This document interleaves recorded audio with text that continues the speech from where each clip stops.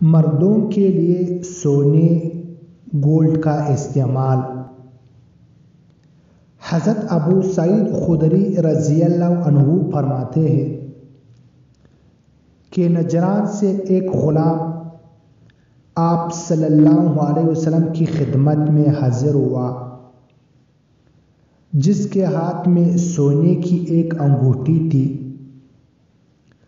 آپ صلی اللہ علیہ وسلم نے اس سے اعراض کرتے ہوئے ارشاد فرمایا،